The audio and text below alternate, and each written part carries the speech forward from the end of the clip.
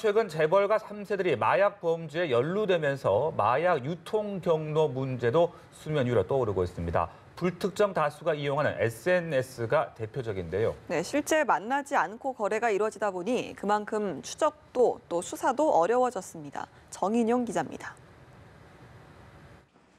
환각성이 높은 신종 대마액상을 구입한 혐의로 긴급 체포된 SK그룹 3세 최모 씨.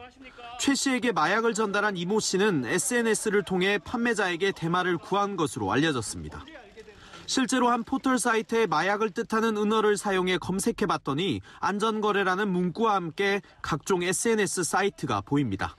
클릭을 하면 개인정보 노출 없이 채팅 앱을 통해 판매자와 접촉이 가능합니다. 특히 채팅 앱들은 별도의 성인 인증 없이 가입이 가능한 데다 삭제하면 기록도 남지 않습니다. 불특정 다수가 이용하는 만큼 구매 가능성은 높아지고 범죄를 막긴 더 어려워진 겁니다.